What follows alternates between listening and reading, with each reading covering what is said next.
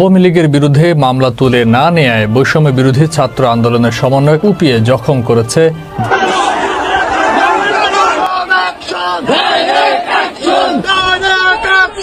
ভয়ঙ্কর রূপে মাঠে নামছে ছাত্রলীগ। গতকাল টাঙ্গাইলের সমন্বয়কদের পিটিয়ে আহত করেছে ছাত্রলীগ। জানা যায় ৫-৭টি মোটরসাইকেল যোগে এসে বৈষম্য বিরোধী ছাত্র আন্দোলনের সমন্বয়ক শেখ ফরাসের উপর হামলা চালানো হয়। উক্ত ঘটনায় সমন্বয়ক শেখ ফরাস বলেন, হামলাকারীদের মধ্যে কয়েকজনকে আওয়ামী লীগ নেতাকর্মীদের সঙ্গে দেখেছি। হামলাকারীরা ছাত্রলীগের নেতাকর্মী, তাদের দ্রুতই গ্রেপ্তারের দাবি করছি। এ বিষয়ে বিস্তারিত। ঘটনার সত্যতা আসলে কতটুকু সেইটা তো জানি না, কারণ সমন্বয়কদের শত্রু এখন শুধুমাত্র যে ছাত্রলীগ, যুবলীগ, আওয়ামী লীগ বিষয়টা কিন্তু তা না। তবে যেই খেলাটা শুরু হয়েছে, দোষটা চলে আসছে ছাত্রলীগ আওয়ামী লীগের উপরে। তবে আমরা কমেন্টের মধ্যে দেখছি বা ছাত্রলীগ আওয়ামী লীগের পক্ষ থেকে বলা হচ্ছে যে তাদেরকে দোষী সাব্যস্ত করে যারা প্রকৃত অপরাধী তারা আড়ালে চলে যাওয়ার চেষ্টা করছে। কারণ সমন্বয়কদের এখন শুধুমাত্র আওয়ামী লীগের শত্রু মনে করে না, আরও অনেকেই কিন্তু আসলে শত্রু মনে করছে। তবে সমন্বয়কদের জন্য খুবই খারাপ সংবাদ হচ্ছে কি, আপনি একা একা রাস্তায় হাঁটছেন, হয়তো আপনি টেলিভিশন টকশোতে অনেক বড় নেতা বা লোকাল পর্যায়ে অনেক বড় নেতা এই মুহূর্তে আর কি, কিন্তু লোকালি বা মাঠের শক্তিতে আপনার ওইরকম কোনো শক্তি নাই, কিন্তু একটা টিম হয়েছে, আপনি একজন বড় পদে পাইছেন। আর এরকম পদে যারা আছে তাদের জন্য খুবই খারাপ সংবাদ হচ্ছে তাদের উপরে যে কোনো সময় যে একটা বড় ধরনের আক্রমণ ঘটতে পারে, এইটারই একটা ট্রেইলার আজকে আমরা দেখছি। আর দায়ী করা হচ্ছে ছাত্রলীগ, যুবলীগকে। ঘটনার প্রেক্ষাপট হচ্ছে টাঙ্গাইলে বৈষম্য বিরোধী ছাত্র আন্দোলনের সমন্বয়ক শেখ ফরাসের উপর হামলা হয়েছে। হামলার প্রেক্ষাপটটা ছিল কি, যে আমরা সংবাদ সম্মেলন করা হয়েছে, তো বলা হচ্ছে যে গত রোববার মানে গতকালকে সন্ধ্যায় এই ফরাস সহ বেশ কয়েকজন শহরের আকুর টাকুর পাড়ার ওয়াফেল টাইমের সামনে তারা বসেছিল। এই সময় হঠাৎ করেই ৫-৭টি মোটরসাইকেল তাদের সামনে এসে থামে। এর মধ্যে মোটরসাইকেল থেকে একজন নেমে তাকে দাঁড়াতে বলে এবং আরেকজন ওখানেই বসতে বলে। পরে তারা তাকে দোকানের ভেতর যাওয়ার জন্য বলে, তো সেই দোকানের ভেতর যাওয়ার জন্য রাজি না হলে তাকে ধরে দোকানের ভিতর মানে একদম কোলে তুলে নিয়ে ঢুকানো হয়। এরপর সেখানে তাকে ইচ্ছে মতো মারতে থাকে, আর মারতে মারতে তার জ্ঞান হারানোর আগ পর্যন্ত তারা কন্টিনিউ মারতেই থাকে। শরীরের বিভিন্ন স্পর্শকাতর অংশে বুটের লাঠির আঘাত তারা করতে থাকে। পরে শহরের মুসলিম পাড়ার একটি গলিতে নিয়ে তাকে আটকে রাখে। তিনি বলেন যে বিষয়টি জানতে পেরে আমার সহকর্মীরা তারা সেইখান থেকে এসে উদ্ধার করে। প্রাথমিক চিকিৎসা শেষে রাতেই তিনি সদর থানায় একটা মামলা করেছেন। হামলাকারীদের মধ্যে কয়েকজন আওয়ামী লীগের নেতাকর্মীর সঙ্গে তাদেরকে দেখেছেন। হামলাকারীরা ছাত্রলীগের নেতাকর্মী হিসাবে তিনি দাবি করেছেন, আর তাদেরকে দ্রুত গ্রেপ্তারেরও তিনি দাবি করেছেন। আপনার এ ব্যাপারে টাঙ্গাইল সদর থানার ওসি সাহেব বলছেন, যারা এই সমন্বয়কের উপর হামলা করেছে তাদেরকে গ্রেপ্তারের দাবি জানাচ্ছি, বা তিনি গ্রেপ্তারের চেষ্টা করছেন, পুলিশ অভিযান চালাচ্ছে। এখন এখানে মূল ফোকাস ইস্যুটা আমরা যেটা আলোচনার মধ্যে করতে চাই, সমন্বয়কদের নিরাপত্তা। বিশেষ করে আওয়ামী লীগ সরকার পতনের পর অটো শত্রু হয়ে গেছে তারা, আওয়ামী লীগ, যুবলীগ, ছাত্রলীগের।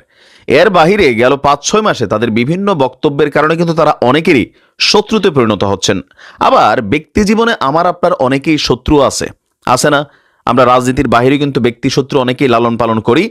তো এখন দেখা গেছে কি, বাংলাদেশের যে কোনো প্রেক্ষাপটে যে কোনো জায়গায় ব্যক্তিগত শত্রুতা হোক, পারিবারিক শত্রুতার কারণে হোক, লোকাল কোনো শত্রুতার কারণে হোক, আবার পলিটিক্যাল পয়েন্ট অফ ভিউতে শত্রুতার কারণে হোক, যখনই কোনো সমন্বয়কের গায়ে হাত ওঠে তখন কিন্তু প্রথমে নাম চলে আসে ছাত্রলীগ, আওয়ামী লীগ করছে।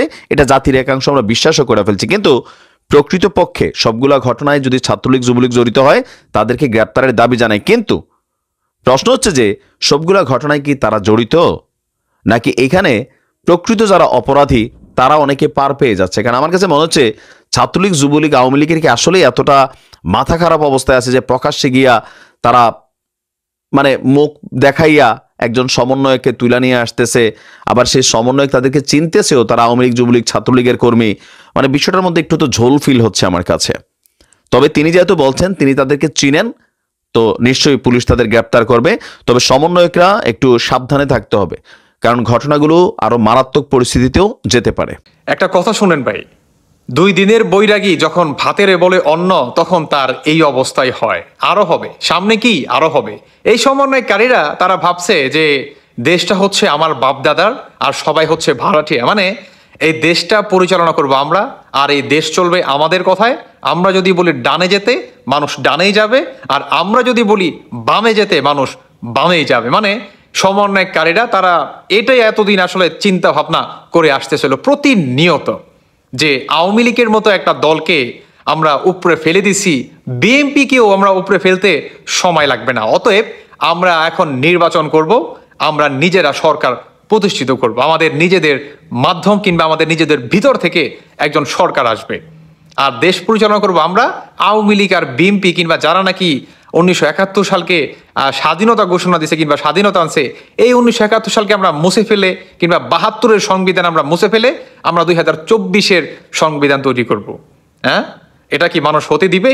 30 লক্ষ আপনার জানের বিনিময়ে এই দেশটা স্বাধীন হয়েছে, লাখো লাখো মা বোনদের ইজ্জতের বিনিময়ে এই দেশটা স্বাধীন হয়েছে। এক্সাম্পল, যারা নাকি ভাই স্বাধীনতা বিশ্বাস করে, মানে আমি একজন স্বাধীনতা বিশ্বাস করি ভাই, তো আমি যদি সমন্বয়কদের পাই, অবশ্যই আমিও যদি পারি, যদি আর কিছু পারি আর না পারি, সেটা স্যান্ডেলটাও যদি হয়, রাস্তায় যদি পড়ে থাকে, স্যান্ডেলটাও বা ফেঁকে মারুম, এটাই বাস্তবতা। তো একে একে কি সব কটাকে ধরা হবে। আস্তে আস্তে শুরু হয়েছে, সমন্বয়কারীরা আরো পালাবে, এদের পাসপোর্ট জব্দ করছে না 17 জনের সেনাপ্রধান, আরো করবে। এরা তো বর্তমান ভাগার জন্য প্রস্তুতি নিচ্ছে, কারণ কথায় কথায় সমন্বয়ক, তাদের পড়াশোনা ভালো লাগে না, তাদের কিছুই ভাল লাগে না। তাদের কি ভাল লাগে? সমন্বয়গিরি। তাদের ভাল লাগে হ্যাডামগিরি। বোঝেন না? হ্যাডামগিরি বাইর করে ফেলাইব সুযোগ মতো, সময় মতো। দর্শক বন্ধুরা, বাকিটা আপনাদের ব্যক্তিগত মতামত অবশ্যই জানিয়ে যাবেন। ধন্যবাদ সবাইকে। আল্লাহ হাফেজ, আসসালামু আলাইকুম।